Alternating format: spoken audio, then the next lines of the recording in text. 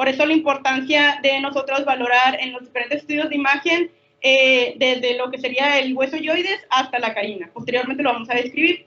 Es lo más típico encontrar 4 glándulas paratiroides, pero hay pacientes o hay individuos que de manera normal pueden tener menos de 4 glándulas, esto representa hasta el 36%, y más de 4 glándulas, esto representa entre el 5 y el 13%. Las glándulas superiores suelen localizarse posteriores al lóbulo superior de la tiroides, y las inferiores suelen localizarse 1 centímetro por debajo a nivel del polo inferior de la tiroides. La disposición que estas guardan con el nervio laríngeo recurrente son que las glándulas superiores tienen una disposición dorsal y las glándulas inferiores una disposición ventral con el nervio laríngeo recurrente. Ahorita vamos a hablar sobre esto más específico. Lo que les comenté sobre el origen y lo que comparten glándulas superiores y sus posiciones, de las superiores se representa hasta el 80% y a nivel de las inferiores, la anatomía que les acabo de describir es más o menos del 50%. Se dan cuenta que las glándulas inferiores van a tener una posición más variable, por eso es más común encontrar tejido paratiroideo atípico o ectópico, seguido de las que vienen descendiendo de las glándulas paratiroideas inferiores. Bueno, otro de los aspectos que tenemos que nosotros mencionar, sobre todo por lo que recalca a nivel quirúrgico, es la disposición que tienen con el nervio laríngeo recurrente. Ya les dije que las superiores se van a encontrar dorsal y las inferiores van a estar ventral. Pero también nosotros, como ya lo hemos visto en las clases, sabemos que el nervio laríngeo recurrente va el derecho y el izquierdo tienen variaciones. El derecho va a darse anterior, se va a colocar anterior a la arteria subclavia derecha para posteriormente ascender por el surco traqueoesofágico. Pero podemos tener variantes anatómicas que es importante nosotros mencionar en nuestro reporte como una origen de una arteria subclavia aberrante, que no se va original del tronco brachiocefálico, sino más distal de la arteria subclavia izquierda. Y esto es importante porque el nervio laríngeo recurrente va a tener un origen directo del vago y no a lo que estamos acostumbrados de hacer curvatura o deflexión para ascender hacia el surco traqueoesofágico. También lo más común es este tipo de variaciones, pero también tenemos que tomar en cuenta que el nervio laríngeo recurrente izquierdo, sabemos que va a hacer su deflexión para su posterior ascenso a través del callado aórtico, pero podemos encontrar un callado aórtico que tenga disposición derecha o que se encuentra hacia la derecha y también involucra o tiene repercusiones para el aspecto quirúrgico de los pacientes.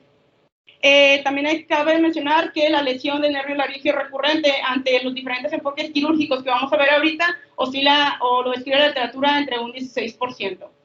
Entonces es necesario conocer la anatomía y también las variantes anatómicas y tomarlo en cuenta para plasmarlo en nuestros reportes.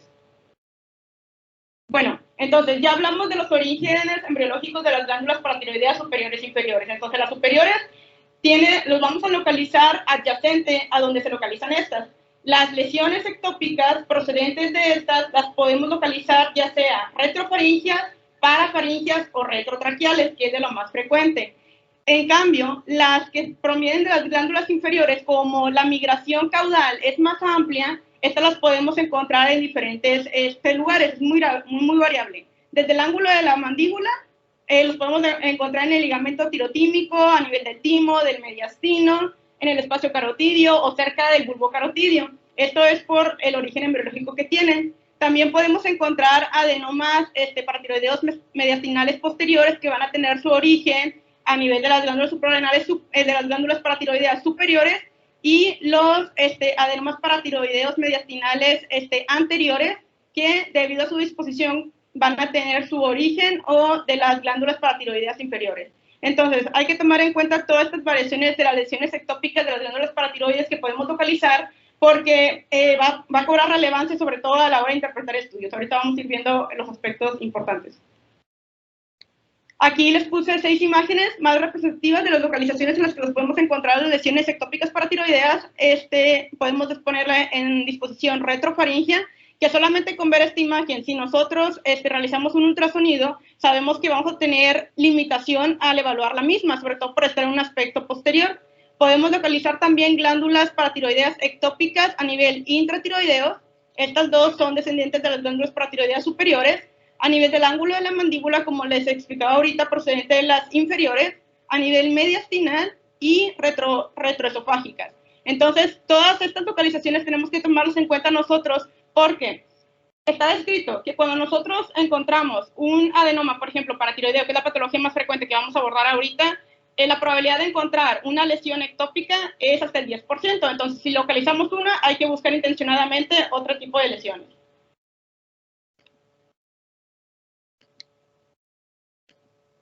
Bueno, la patología que vamos a ver nosotros va a ser el hiperparatiroidismo. Sabemos nosotros que tenemos 3 tipos de hiperparatiroidismo: el primario, el secundario y el terciario. Lo que nos compete para esta clase va a ser el hiperparatiroidismo primario. Este se define como una hipercalcemia y una sobreproducción de la hormona paratormona. El 85% de los casos, casi siempre, el 85-90%, se deben a un adenoma solitario, paratiroideo solitario. El secundario, aquí va a ser un estado en el cual va a haber una hipocalcemia y una producción elevada de la hormona paratiroidea, pero es en respuesta a un estímulo. Si nosotros corregimos el estímulo, tiende a ceder estos niveles de hipocalcemia. Las causas más comunes serían una deficiencia de vitamina D, una enfermedad renal crónica o medicamentos. En cambio, el hiperparatiroidismo terciario, esta es una hipocalcemia crónica con una producción autóloga de paratormona. Esta, cuando nosotros corregimos la presencia de la hipocalcemia, no se puede corregir con tratamiento. Entonces no responde a un tratamiento. Sobre todo lo vemos en las etapas de enfermedad renal crónica ya en estadios terminales. Entonces, nada más para que tengamos en cuenta, el hiperparatiroidismo tiene estas tres variaciones, y el que nos compete en nuestra clase va a ser el hiperparatiroidismo primario. El hiperparatiroidismo primario se define como el tercer trastorno endocrinológico más frecuente. Este tiende a presentarse de manera más prevalente en las mujeres que en los masculinos, en una prevalencia de un caso en 500 versus un caso en 2000. Es la principal causa de hipercalcemia y se define por una normalidad intrínseca de la glándula paratiroides. Las manifestaciones clínicas que se producen, si bien el 85% de nuestros pacientes cursan asintomáticos, las manifestaciones más comunes cuando están presentes sería a nivel óseo, con fracturas, osteoporosis, dolor; a nivel cognitivo o con trastornos de depresión; gastrointestinal con estreñimiento; renal con disfunción de la tasa del filtrado glomerular, litiasis, nefrocalcinosis. También es importante el rol que juega el hiperparatiroidismo porque aumenta el riesgo de muerte cardiovascular al aumentar la probabilidad de desarrollar un infarto agudo del miocardio, una insuficiencia cardíaca y también de enfermedades cerebrovasculares con alta incidencia de eventos de tipo stroke. Bueno, como lo habíamos comentado previamente, las etiologías o las causas de un hiperparatiroidismo primario, lo más frecuente que vamos a ir a buscar sería un adenoma paratiroideo de forma aislada, representa entre el 85 al 90%, la enfermedad multiglandular, que sería la hiperplasia, del 6%, un adenoma paratiroideo doble en el 4%, o carcinoma paratiroideo en menos del 1%. Entonces, el diagnóstico de un hiperparatiroidismo primario es bioquímico, es por laboratorios. El paciente te lo van a referir ya con el diagnóstico de hiperparatiroidismo primario. Nuestro rol ahí es buscar, pues, la causa. Entonces, no nos tenemos que hacer la pregunta de, ¿el paciente que me están mandando tiene hiperparatiroidismo primario? Pues ya tiene hiperparatiroidismo primario porque el diagnóstico ya se lo establecieron. El rol de los estudios de imagen es para la localización de los tejidos paratiroideos anormales en este caso. Porque es importante localizar o saber si estamos ante una enfermedad multiglandular o un adenoma paratiroideo solitario, la localización, porque el abordaje quirúrgico cambia. Se puede ir de una exploración bilateral del cuello hasta una paratiroidectomía mínimamente invasiva. Entonces, el diagnóstico, no me voy a ahondar en esto, se establece a través de determinar el calcio sérico, estar ante un estado de hipercalcemia junto con un aumento de la paratormona. Y hay que descartar causas que hagan mimics con estos estados. Lo más frecuente es una hipercalcemia hipocalcémica familiar, que esto se determina con análisis del DNA. Entonces, es importante nuestro rol en la localización de las adenomas paratiroideos o enfermedad paratiroidea. ¿Por qué? Porque esto cobra relevancia, porque el tratamiento de la patología paratiroidea es quirúrgico, y es quirúrgico en el ambiente en que va a ser un tratamiento definitivo. El paciente se cura una vez que se realiza el tratamiento quirúrgico adecuado. ¿Quiénes se van a someter a cirugía? Todo paciente que va a tener un hiperparatiroidismo manifiesto, es decir, sintomático, o aquellos pacientes asintomáticos que cubran alguna de estas checklists para poder determinar cuáles son candidatos a la cirugía. Sobre todo, ¿por qué? Porque si nosotros, bueno, si los quirúrgicos operan a un paciente que tiene una patología paratiroidea, como ya vimos que las manifestaciones que se pueden establecer son riesgo cardiovascular, riesgo cerebrovascular, al ofrecerle la terapéutica disminuimos este tipo de riesgos en nuestros pacientes y mejoramos obviamente la sintomatología ósea, renal, gastrointestinal que acabamos de comentar. Entonces, la importancia de nuestro papel aquí es que establecemos pautas para un planeamiento quirúrgico que es curativo para nuestros pacientes. Bueno, tenemos dos tipos de enfoques quirúrgicos dependiendo de la localización y si estamos ante una enfermedad multiglandular o una enfermedad de forma aislada como una adenoma paratiroidea. Brindamos a los pacientes, se le brinda a los pacientes una exploración del cuello de forma bilateral.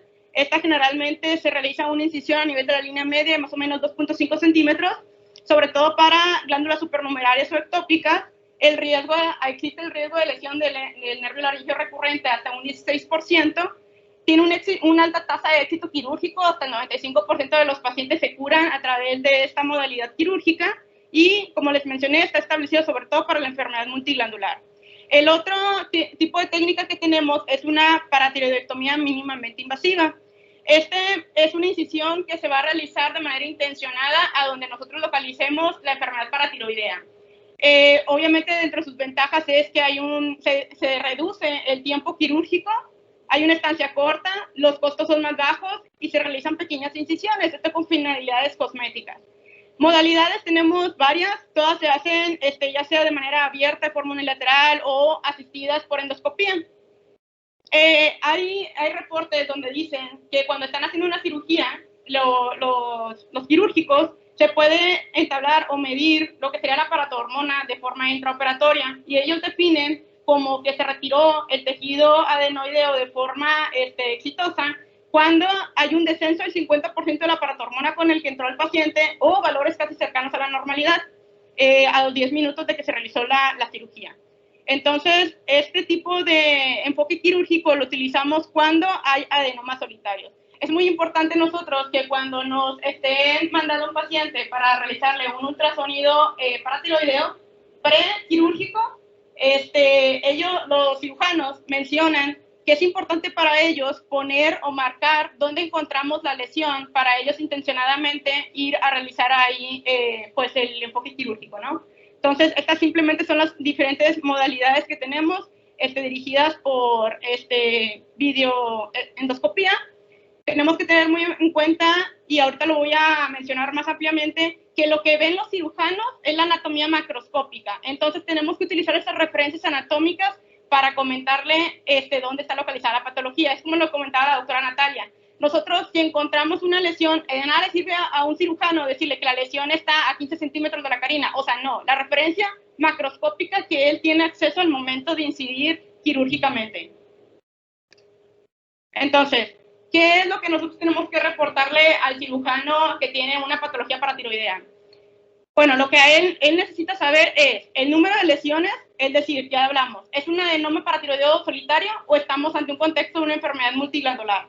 El tamaño, está descrito que lesiones mayores a 13 milímetros, lo más frecuente es que sea causado por un adenoma paratiroideo, y si mide menos de 7 milímetros es que sea por enfermedad multiglandular.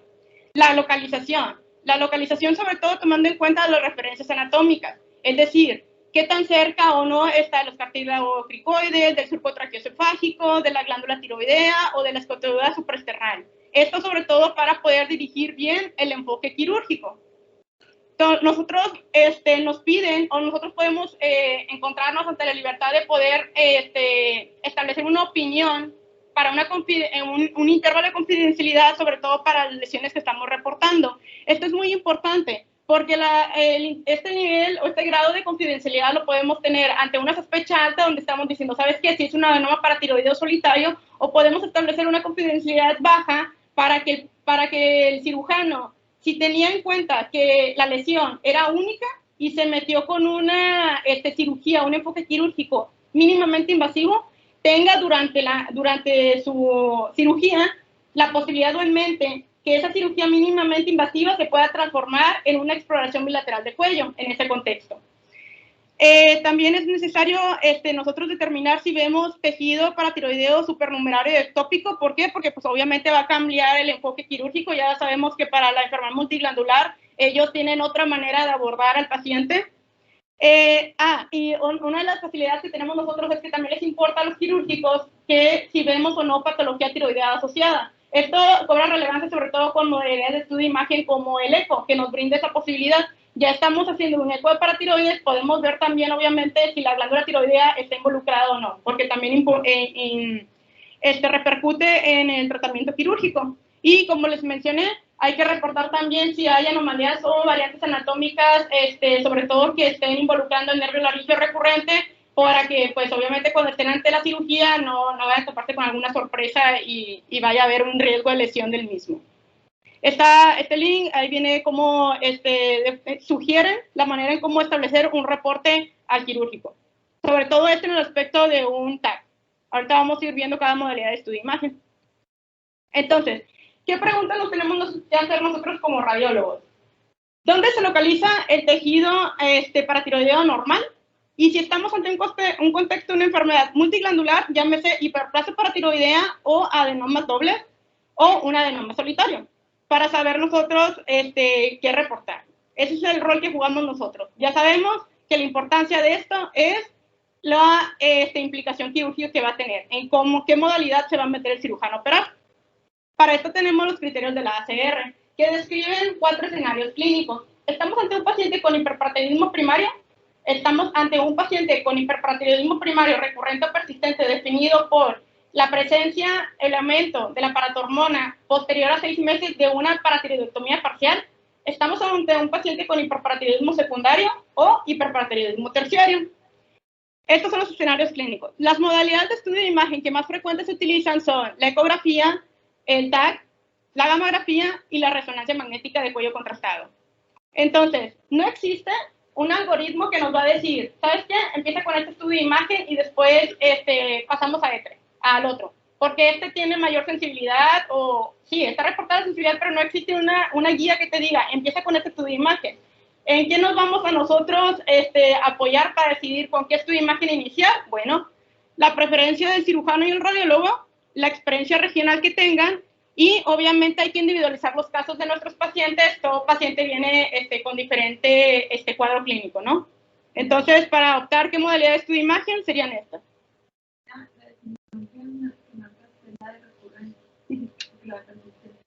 Después de la cirugía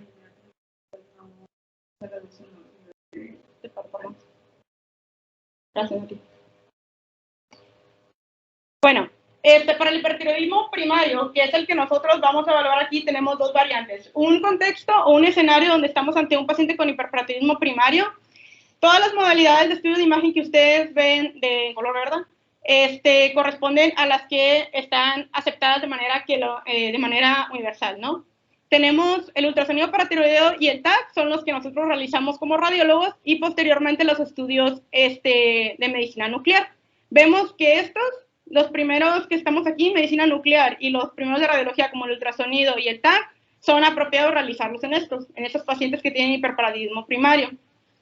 Se ha reportado que para hipertiroidismo primario, el ultrasonido paratiroideo, que es de lo que más frecuentemente realizamos, tiene una sensibilidad que oscila entre el 76 al 80% con un valor predictivo del 90 al 93%. El gammagrama con Cestamivir y la gamografía tiroidea con pertecnetato, que es una modalidad de estudio de imagen de medicina nuclear que se utiliza con frecuencia para estos pacientes, su sensibilidad es baja y posee un valor predictivo positivo del 60 al 85%. El rol que juega el TAC 4D tiene una sensibilidad que va del 92 al 94% con un valor predictivo 88 al 92%. Y posteriormente vienen los diferentes estudios de imagen nuclear con Cestamivir, agregándole o no alguna modalidad adicional de imagen que después ahorita los vamos a ir viendo. Pero esto es ante la variante de estar ante un hiperparatidismo primario solamente.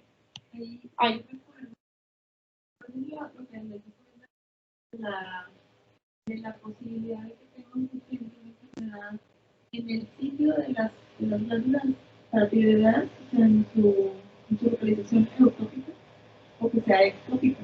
Entonces, regularmente entre un 15 y 20% pueden ser ectópicos. ¿Okay?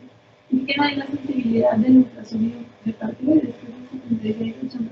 O sea, básicamente el ultrasonido es buenísimo cuando tiene tejido paratiroideo normal eutópico, pero no para la enfermedad ectópica.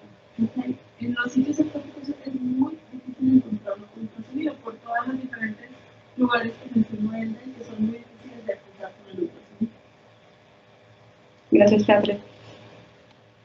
El otro escenario en el que estamos es un hiperparadismo primario recurrente o persistente, posterior a una paratiroidectomía parcial.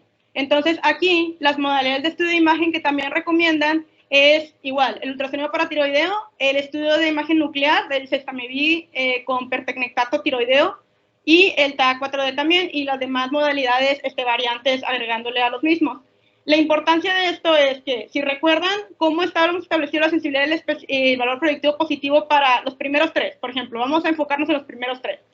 Ante un paciente que ya se sometió a una cirugía, sabemos nosotros que hay proceso inflamatorio, se produjo, cicatriz, hay también distorsión de la anatomía normal del paciente. Entonces, vemos como ante esto, ante un paciente que ya se operó, el ultrasonido paratiroideo baja su valor predictivo positivo y su sensibilidad y la aumenta el TAC de 4D hasta el 69 al 100% y hasta una sensibilidad de 50 al 91%. Esto es por toda la distorsión que se produjo en la anatomía del paciente para tener que volverlo a realizar un estudio inicial que es el ultrasonido paratiroideo.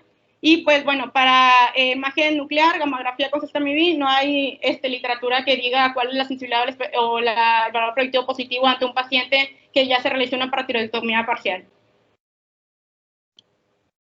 Bueno, ya que vimos los escenarios clínicos en los que nos encontramos, que no hay una manera, un algoritmo sistematizado para realizar o brindarle un estudio de imagen a nuestro paciente, vamos a ver cada una de las modalidades de estudio de imagen. Con el primero que vamos a empezar es el ultrasonido. El ultrasonido es la técnica de imagen de primera línea para la localización de adenomas paratiroideos eutópicos, como ya lo hemos comentado ahorita. Esta puede ser ya sea una modalidad de imagen confirmatoria o complementaria con otro tipo de modalidad de estudio de imagen. Las ventajas de es que se realiza en tiempo real, podemos ver de manera directa las referencias anatómicas para brindárselo al cirujano o al intervencionista, podemos ver patología tiroidea también añadida, que es importante mencionar en nuestros reportes. Nosotros sabemos que el ultrasonido lo vamos a realizar en escala de grises y con Doppler color y poder. Vamos a evaluar de manera longitudinal desde la arteria carótida interna hasta la línea media y de manera transversal desde el yoides hasta la muesca supraesternal. Es importante, el ultrasonido tiene mayor sensibilidad para localizar sobre todo patología como adenomas, pero que sean mayores de 1 centímetro o localizaciones típicas, ¿no? ¿Cómo vamos a tener a nuestro paciente? El paciente lo vamos a poner en posición supina con el cuello hiperextendido. Utilizamos transductores de alta frecuencia mayores de 10 MHz y la ventaja que nos brinda el ultrasonido también es poder evaluar estructuras posteriores como el músculo longus colli, la región retrotiroidea medial de la arteria carótida, la tráquea y el esófago.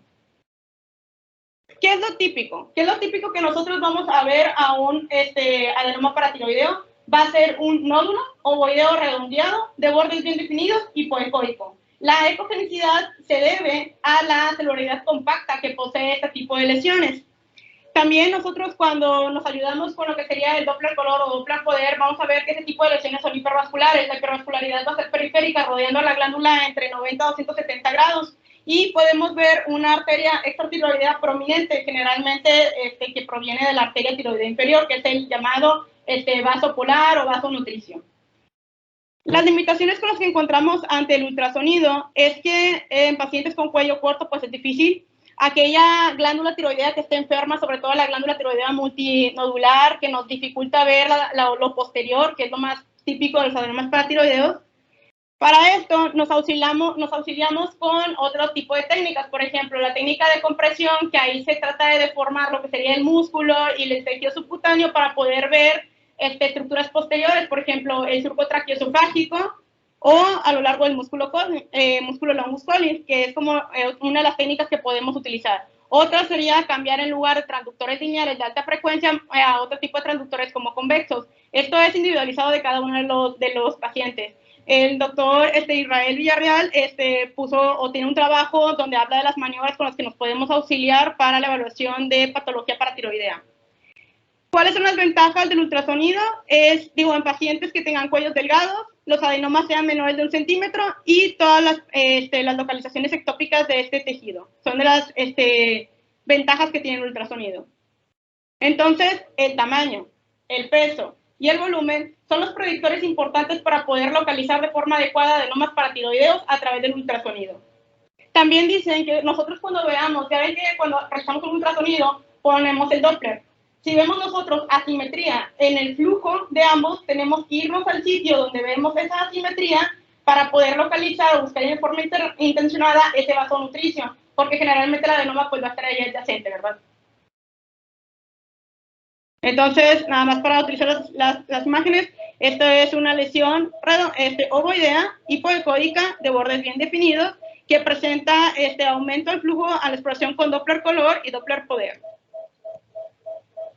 ¿Qué diagnósticos diferenciales podemos encontrar con el ultrasonido de patología tiroidea, el adenoma en este caso? Tenemos dos, e igual son los mismos que vamos a valorar para otros modelos de estudio de imagen. Un ganglio linfático puede ser un MIMIC, yo sé que es un ganglio linfático patológico metastásico en su caso, pero también es un ganglio que estaba posterior al lóbulo de la tiroides, del lóbulo derecho de la tiroides, y también es hipoecóico. Entonces tenemos que tomar en cuenta estos diagnósticos o MIMICs que se pueden dar y también son hipervasculares, pero ahorita les voy a describir. Nosotros cuando estamos ante un ganglio linfático, lo que vemos también es un nódulo que está ovoideo, pero sabemos que el hilio es central y es ecogénico. Los vasos ciliares, en comparación al adenoma paratiroideo, no son periféricos, estos tienden a ser más centrales. Entonces, esos son los hallazgos con los que nos podemos socorrer nosotros para poder diferenciar un adenoma paratiroideo de un ganglio linfático, ¿no? Igual, el hilio ecogénico y a la exploración con Doppler color vemos los vasos ciliares. También otro de los diagnósticos que nos pueden pues dificultar la exploración o también confundirnos son una glándula tiroidea enferma, que sería, por ejemplo, una glándula multinodular, o nos pueden limitar la evaluación para ver adenomas paratiroideos que estén posteriores por todos los nódulos tiroideos que se encuentran aquí aumentados de tamaño. Entonces, la glándula tiroidea nos dificulta sobre todo cuando hay nódulos tiroideos posteriores y sobre todo por el aumento del tamaño de la glándula no podemos tener a veces acceso con el ultrasonido con el que estamos realizando el eco o los podemos confundir con adenomas y pues no eran adenomas. Cabe recalcar que encontrar un plano de separación con la glándula tiroides no excluye el diagnóstico de un adenoma paratiroideo. Y está complicado porque generalmente los ganglios linfáticos, por ejemplo, los encontramos también ante un contexto de pacientes con tiroiditis linfocítica, entonces nos podemos confundir ahí con los adenomas paratiroideos. O sea, los pacientes no vienen con una patología sola, vienen con una patología, de forma hay que verlo de manera multi-integral. Bueno, esto es en cuanto a ultrasonido. El siguiente modelo de estudio que vamos a hablar es el TAC 4D. Este estudio nos sirve sobre todo para la localización de glándulas ectópicas para aquellos pacientes que ya fueron sometidos a alguna cirugía, donde la anatomía está distorsionada, para valorar las variantes anatómicas o la disposición anatómica que guardan con la patología paratiroidea, y para poder ver también los diagnósticos diferenciales que van a ser igual, ganglios linfáticos o patología tiroidea per se. Para realizar un TAC de 4D, tenemos que saber nosotros el protocolo. ¿Cómo vamos a realizar las adquisiciones de estas imágenes? El TAC 4D tiene 3 fases, una simple, una arterial y una venosa. El TAC, la fase simple, se va a adquirir a nivel de solamente la tiroides, es decir, desde el hueso yoides hasta la clavícula. Esa es para la fase simple, para disminuir obviamente la exposición a la radiación del paciente. Posteriormente tenemos la fase arterial y la venosa. La venosa se va a adquirir desde el ángulo de la mandíbula hasta el nivel de la carina. El material de contraste que utilizamos es, el material contrastado. Adquirimos una concentración de 75, vamos a pasar 75 mililitros a través de una aguja que se va a colocar en la vena antecubital derecha con el fin de no distorsionar o que no sé, si lo ponemos del lado izquierdo por la arteria subclavia izquierda nos va a distorsionar y va a causar artefacto, entonces por eso la vena a la que vamos a tener acceso sería la vena antecubital derecha. La vamos a pasar el contraste a una velocidad de 4 mililitros por segundo y posteriormente administrar esos 75 mililitros vamos a poner un push de 25 mililitros más de solución salina. Esto también nos va a ayudar para eliminar el artefacto que nos produce, sobre todo en la fase venosa, pues el hecho que ya está el contraste en la subclavia derecha. La fase arterial se adquiere a los 25 segundos y la fase venosa a los 80 segundos. Los grosores del corte que se prefieren son .625 mililitros con un voltaje de 120 y un FOB de 20 centímetros. Se tiene al paciente en posición supina. Se prefiere que el paciente tenga si puede, ¿verdad? Que tenga los brazos lo más abajo que puede, y si no podemos nosotros pues poner dispositivos para poder extender los brazos, para que sobre todo los huesos de la cintura escapular no nos causen artefacto. También dicen que podemos colocarle una toalla en la escápula para poder valorar mejor y obtener una mejor calidad de imagen. Y bueno, esto es todo. Se sugiere también en este artículo, que por una de los que les mandé, un abordaje sistematizado para la evaluación con a través del 4D, del tag de 4D, de 5 pasos. El primer paso te dice, hay que localizar lesiones ectópicas y todas se van a localizar en la fase arterial. Primero nos vamos a ir a nivel regional, es decir, sabemos que las glándulas paratiroideas están donde están las tiroides, vamos a evaluar primero lo más regional. Posteriormente, el segundo paso es también buscar lesiones ectópicas igual en fase arterial, pero ahora sí de acuerdo a su origen embriológico, es decir, nos vamos a ir desde el ángulo de la mandíbula hasta la carina. El tercer paso te dice que hay que, una vez que nosotros localicemos el tejido paratiroideo anormal en la fase arterial, comparemos los realces que se dan bueno, obviamente no en el realce de la simple, pero también ver las otras fases, la simple y cómo se comporta en la venosa. Posteriormente hay que evaluar la morfología de ese tipo de lesiones y hay que decir bien las estructuras circundantes que están, su exposición cráneo-caudal, anteroposterior, con qué estructuras vasculares está en contacto. Y al último, hay que, en la medida de lo posible, ¿verdad?, los hallazgos que vemos con el TAC, complementarlo con otras modalidades de estudio de imagen.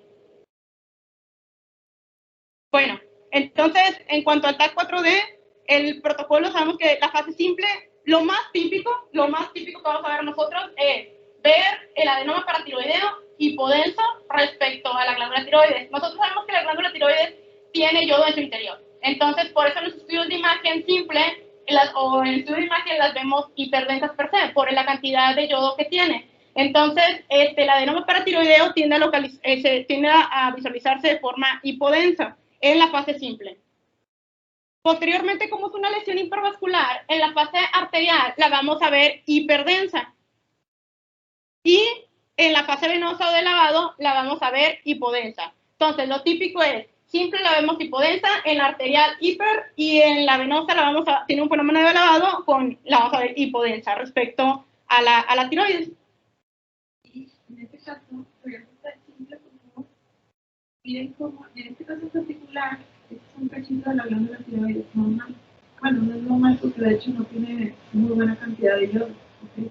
A veces lo vemos así, o sea, a veces la glándula tiroides como lo que nos esperamos es como que dijo Elena, que la veamos hiperdensa en el simple porque tiene yodo, pero a veces no las vemos, entonces eso dificulta aún más la valoración de estas lesiones.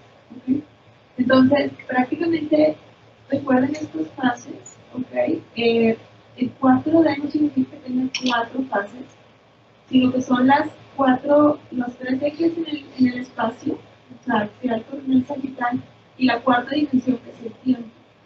Esta dinámica de contraste. ¿Okay? Entonces, básicamente, la dinámica de contraste la vemos en estas 3 fases: fase simple, arterial y venosa, y como mencionó Edgar, simple hipodensa, arterial sube, venosa baja.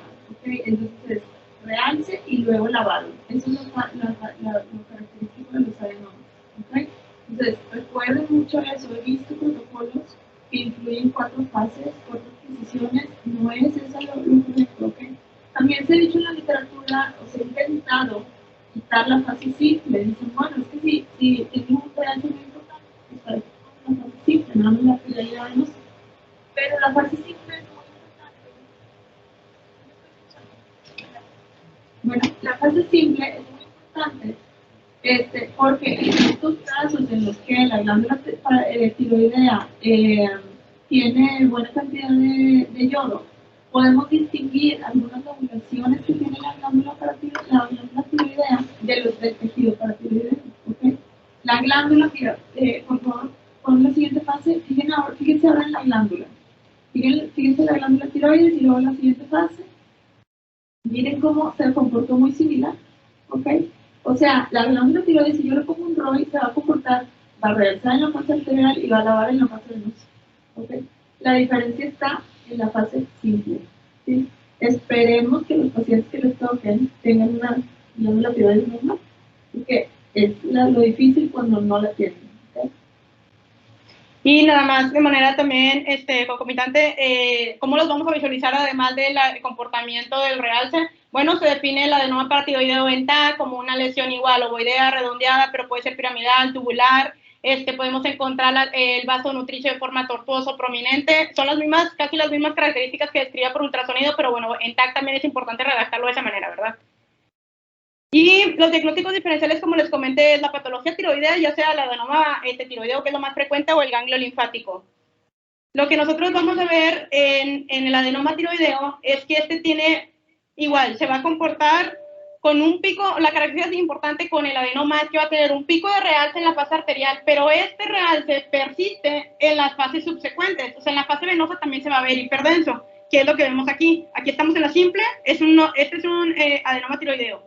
Posteriormente, en la fase arterial se hace hiper y persiste hiper en la fase venosa, versus el adenoma que estábamos viendo que era hipo, hiper, hipo. Va a ser hipo, hiper, hiper. O sea, entonces es uno de los auxiliares con los que nos podemos encontrar ante este diagnóstico diferencial. Y ven que se va a comportar casi pues, igual que la tiroides.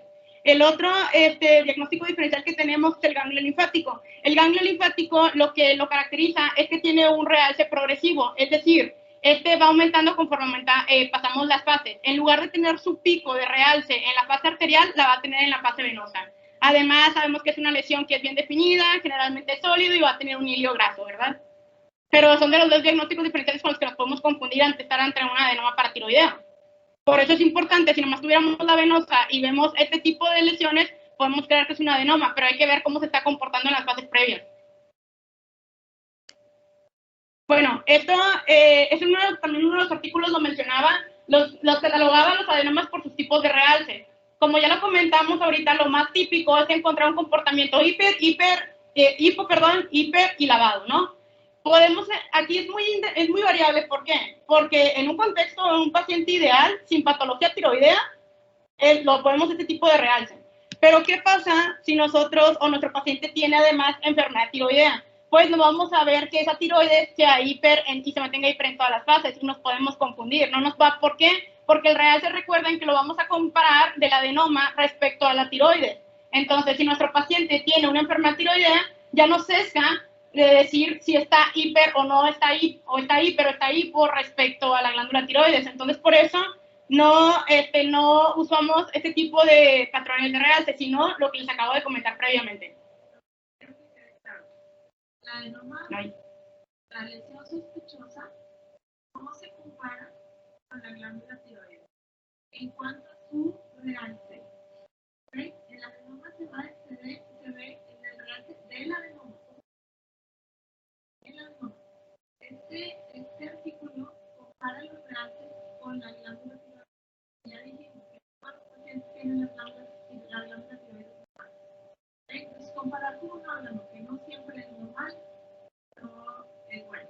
¿Okay? Entonces, sí, por eso dividieron en estos tipos de realce dependiendo de la glándula tiroides. No lo usamos prácticamente en nuestra estación, ¿okay? Por la diferencia que puede tener la glándula. ¿Vale? El chiste es que miren como en todas, sea el tipo que sea, en todas es hipodenso, hiperdenso e hipodenso. Y ya nada más como últimos comentarios del TAC de 4D. Sabemos que es un estudio que ante esas indicaciones nos facilita mucho la evaluación de lesiones paratiroideas ectópicas, pero hay que tomar en cuenta también dos aspectos en cuestiones técnicas. La dosis efectiva de radiación del TAC 4D se reporta de 10.4 milisievert versus 7.8 en estudio de imagen nuclear, que es la gamografía. Pero la dosis órgano-radiación se ha reportado en la literatura que es hasta 50 veces más alto para la tiroides con el TAC 4D. Se describe también en ese mismo artículo del ACR que salió actualizado ahorita que ese riesgo de cáncer de tiroides es más establecido ante pacientes población joven, descrita para el género femenino menores de 30 y para masculinos mayores de 20, Y entonces lo que nos dicen a nosotros es, si estamos ante este contexto de estos pacientes, hay que ser muy juiciosos en utilizando un TAC de 4D, sobre todo por el riesgo de establecer un cáncer tiroideo. Hay que ser juiciosos y cuando tengamos o detectemos un adenoma paratiroideo que vaya a ser sintomático para poderle brindar un tratamiento quirúrgico definitivo y curativo al paciente. Hay que tener cuidado entonces nada más nosotros individualizar, como les dije, los casos y ante un escenario de un paciente joven, tomar en cuenta de que, oye, voy a detectar el adenoma paratiroideo solitario y le voy a brindar un tratamiento quirúrgico para que se solapen los riesgos con la exposición de radiación. Aunque ya sabemos que el protocolo que les acabo de comentar se minimiza para minimizar ese tipo de exposición de radiación, hay que tomarlo en cuenta. Nada más hay que ser muy juiciosos con qué modalidad de estudio de imagen vamos a recomendarle al paciente. El otro que tenemos descrito es la gamografía paratiroidea. Este es ese con Cestamivir y con tecnecio 99. Lo que va a representar esto es que antes de hablar de los tipos, tenemos que nada más tener algo en mente. Tanto la tiroides como la paratiroides van a captar el trazador. La diferencia entre la tiroides y la paratiroides es la presencia de una molécula que se llama glucoproteína P. Esta está presente en la membrana de la tiroides. Lo que hace esta proteína es que cuando nosotros tenemos el Cestamivir, lo va a sacar. Y entonces, en fases tardías de este estudio de imagen, ya no se va a ver persistir con la captación del radiotrazador. Como no la tienen las glándulas paratiroideas, persiste mayor tiempo el radiotrazador en las mismas. Entonces, por eso, estos estudios de imagen se hacen, sí, a los 5 minutos, como los que tenemos aquí, las primeras de la A a la G, pero también se hacen fases tardías, ya sea, bueno, depende del centro, ¿verdad? Ya sean a los 15 minutos, 2 o 3 horas, donde esperemos que a mayor tiempo la tiroides ya va a descender su captación del radiotrazador, pero la paratiroides va a persistir con esa presencia. Tenemos varias maneras de realizar eso, ya sea biplanar, que el problema del biplanar es que es como si ustedes realizaran una radiografía, solamente tienes una proyección, una anteroposterior, entonces no nos sirve para localizar. Por eso, para localización, ¿verdad?, de tejido, o sea, sabes que está ahí, pero pues, ¿cuál es la referencia anatómica? ¿Qué estructuras circundantes están al lado? ¿En dónde la localiza? ¿Sabes que el punto? Porque se ve que capta, o sea, que se ve que es el punto pues, negro, porque está captando. Pero no te dice dónde está o no te guarda la seguridad de saber dónde está localizado. Para eso nos apoyamos con modalidades de estudio como el SPEC y el SPEC-CT, donde se junta la funcionalidad y nos brinda una mejor localización de la patología paratiroidea que estamos diciendo. Entonces, las desventajas que tenemos de los estudios de imagen nuclear es para la detección de patologías, sobre todo tiroidea, ya sean nódulos fríos o calientes. Cuando la patología, o sea, ya hablamos que dificultades del ultrasonido y el TAC es cuando hay patología tiroidea, ¿no? Pero también puede haber patología paratiroidea que nos dificulte la visualización con la captación del radiotrazador. Entonces, solamente conocer el estudio de gamografía es el estudio de elección para localización de tejido adenoideo ectópico, es de los que más frecuentemente utilizan. Entonces, nada más saber, pedirlo a distintas fases y saber el principio fisiológico, por qué nos apoyamos con este estudio de imagen y cómo funciona, ¿ok? Otro estudio de imagen que tenemos es la resonancia magnética contrastada de cuello. Este se utiliza sobre todo cuando ya hay una distorsión de la anatomía del paciente, es decir, un hiperparatiroidismo persistente o recurrente.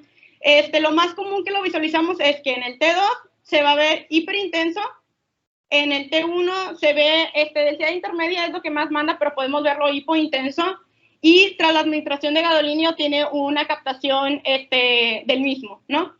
Pero es bien variable, ¿cómo lo podemos observar? Porque a veces el tejido o adenoma paratiroideo puede tener fibrosis o estar ante una hemorragia antigua, donde lo vamos a ver en el T1 y en el T2 hipo, o tener una hemorragia subaguda, donde en el T1 y en el T2 lo vamos a ver hiper. Entonces, es muy variable las características como lo vamos a estar viendo, pero lo típico es lo que les comenté.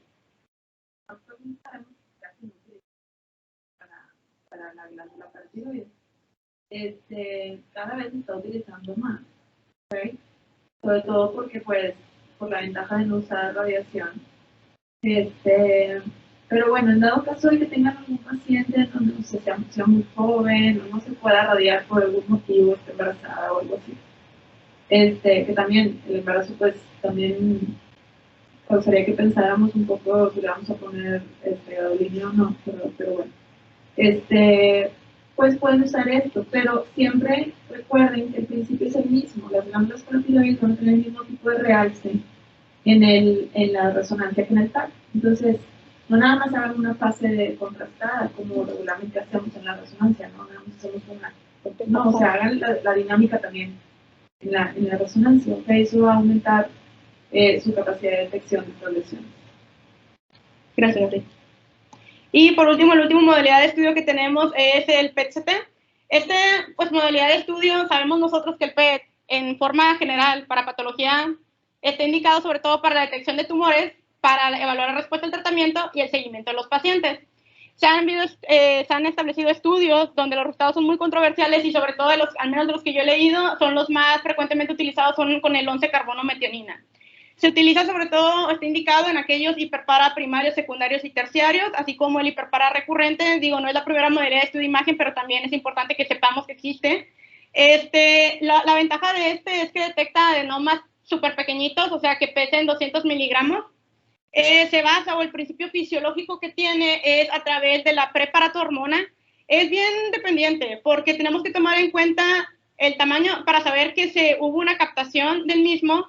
Es el tamaño de la lesión, el transporte transmembrana, cómo se metila la metionina para saber cómo se va a comportar y si vamos a poder ver los hallazgos.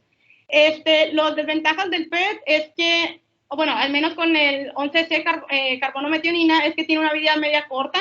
Hay que estar muy cerca o tener a disposición el ciclotrón y pues no todos los centros lo tienen, ¿verdad? Por ejemplo, en estas 4 imágenes estamos viendo el TAC, estamos viendo el PET y la fusión y el MIP. Vemos una lesión ovoidea que se encontraba, o están describiendo en este artículo, posterior al polo inferior del lóbulo derecho, tiroideo derecho. Esta misma captaba, al hacer la fusión, coincide con la lesión que veíamos en el TAC y en el MIP también la podemos localizar. Digo, yo lo sé, no es el estudio de elección de no es el estudio muy usados, pero bueno, hay que saber que existe. Dentro, no nada más ver ya terminamos de ver lo que sería la edema paratiroidea. Otra de las patologías de la paratiroides, sería la hiperplasia paratiroidea. Esto sobre todo lo tendemos a ver en pacientes con enfermedad renal crónica. Representa la causa de hiperpara primario de hasta el 10 al 15%. El diagnóstico es igual bioquímico con el establecimiento de la hipercalcemia y los valores elevados de la paratormona. En estudio de imagen normalmente vemos una lesión que sería esférica, hipoecoica, altamente vascular y que puede no tener calcificaciones. Y otras de las modalidades y obviamente hiperplasia paratiroidea, la glándula paratiroidea está aumentada de tamaño, ¿verdad? Otros estudios de imagen que nos podemos auxiliar es la gammagrafía, sobre todo cuando se hace paratiroidectomías de forma fallida. Y obviamente el tratamiento también es quirúrgico. Otra de las causas de hiperpara primario menores del 1% tenemos al carcinoma paratiroideo. Esta es una neoplasia maligna. Es una neoplasia maligna de bajo grado. Hasta el 80% son bien diferenciados. La incidencia se presenta en menos de 1000 y es igual entre mujeres y hombres. Lo podemos ver hasta en la 4ª y la 5ª década. El cuadro clínico con el que viene el paciente es una masa palpable y un estado de hipercalcemia severa. Ya se ha manifestado por síntomas como fatiga, atralgia, cefaleas o síntomas digestivos. Aquí, igual que la tirotoxicosis, que es una de las complicaciones de una patología tiroidea, aquí también se puede presentar una paratirotoxicosis, que es que cursa con una hipercalcemia severa, con niveles altos de paratormona. La sobrevida, una vez establecido el diagnóstico de un carcinoma paratiroideo, oscila entre el 70 al 85%. Característicamente se define por ser una masa uniforme bien definida que va a desplazar o ejerce efecto de masa con estructuras adyacentes. Y tiene invasión a tejidos blandos adyacentes. Generalmente miden más de 3 centímetros. Aquí en este corte con hematoxilina y eosina lo que estamos viendo es que el tumor tiene islas acá también de tumor y lo que va a causar es que irrumpen la cápsula de la paratiroides, o sea, la diseminación en la invasión a tejidos blandos, ¿no? Los estudios de imagen, tenemos el ultrasonido, que generalmente lo vamos a ver con una lesión hipoecoica, redondeada, bien definida, que va a ser hipervascular. En la tomografía lo vamos a ver como lesiones hipodensas que pueden no tener calcio y están invadiendo tejidos adyacentes. Generalmente invaden, o por su definición de comportarse como un carcinoma, aunque son de bajo grado, es la invasión de estructuras adyacentes. También contamos con el gammagrama. Aquí tenemos dos imágenes donde estamos viendo las flechas de arriba, lo que le está señalando es la captación normal que tienen las glándulas submandibulares, y posteriormente las flechitas que están más abajo están captando donde se localiza en estos pacientes, obviamente con reporte histopatológico, coincida con un carcinoma paratiroideo. Igual, se realiza una gammagrafía con tecnecio 99 sestamivi. Bueno, ya por último vamos... Ay, perdón. El carcinoma por imagen prácticamente se ve igual, ¿ok? No hay forma, a menos que esté muy grande y esté invadiendo, pero puede ser un carcinoma y una adenoma, o sea, vaya, una imagen bien definida no te descarta que sea un carcinoma, ¿sí? Entonces, regularmente los carcinomas tienen niveles mucho más altos de PTH y de calcio que los adenomas, ¿ok? Entonces, vienen y te comentan un paciente que tiene más de 1000 y pico de PTH y está súper elevado el calcio, de 14 o así, es demasiado. Entonces, tú ya estás pensando en que eso puede ser un carcinoma. Si no es una lesión invasiva, no, como quiera puede ser un carcinoma, ¿ok? Entonces, básicamente el diagnóstico se hace después de que lo operaron, ¿ok? Y los estudios de imagen para abordarlo son los mismos que en el adenoma. Gracias a ti. Ya por último vamos a pasar a las lesiones del espacio visceral. El más representativo, el más frecuente que encontramos, vaya que son raros, es el carcinoma esofágico cervical. Sabemos que el esófago cervical se va a definir anatómicamente por abarcar desde el borde inferior del cricoides hasta desde el yoides después hasta el manubrio external, ¿no? El 95% de estos carcinomas tienden a ser de células escamosas. Los factores de riesgo que están ante estos pacientes es el sinergismo que produce el tabaquismo con el alcoholismo, así como estenosis causada por cáusticos, la calasia o una radiación previa. Se puede asociar o no al síndrome de Plummer-Vinson. Es más frecuente en masculinos con una incidencia de 4:1, la edad de presentación entre 55 y 65 años, y el cuadro clínico que nos llega al paciente es con disfagia y pérdida de peso. ¿Cómo lo vamos a nosotros a visualizar? Los estudios iniciales que tenemos nosotros para poder evaluar esto sería, el primero es un estudio contrastado por fluoroscopía, es un esofagograma, donde vemos nosotros un defecto de llenado, vamos a ver nosotros un defecto de llenado que puede reducir el lumen del mismo por la compresión que causa. Este tipo de lesiones les llega o abordamos primero con este tipo de estudios de imágenes. Tenemos que nosotros saber, no es la finalidad abarcar todo eso, pero como sabemos la JCC es la que nos va a decir lo del TNM. El 70% de nuestros pacientes al momento del diagnóstico con un carcinoma esofágico cervical va a tener metástasis a ganglios. Los niveles de drenaje ganglionar que tenemos que ir a buscar van a ser el 6 y el 7 mediastinales. En cuanto a la T, del T1 al T3 es aquellos que están confinados a la pared, y entre el T4 es cuando ya va a ser una diseminación de estructuras adyacentes. Llámese T4 aquellos que involucren pleura, pericardio, vena ácido, diafragma y peritoneo, y T4B aorta, cuerpos vertebrales y vía aérea. Entonces, primero vamos a ver en un estudio varitado un defecto de llenado irregular que puede tender a estrechar el lumen del esófago ante lesiones pues grandes, ¿verdad? En la tomografía, ¿cómo lo vemos? Lo vamos a ver como una masa de crecimiento exofítico o excéntrico o concéntrico. Es una masa invasiva en la línea media en el espacio visceral, la definición tal cual. En esta imagen, por ejemplo, nosotros vemos cómo se está involucrando, tener un involucramiento de la glándula tiroides y el caltirocricoides. Esto, el reporte histopatológico que se dio, pues es un carcinoma paratiroideo. También hay que tener muy en cuenta que este tipo de enfermedades puede invadir hipofaringe, laringe y tiroides, ¿verdad?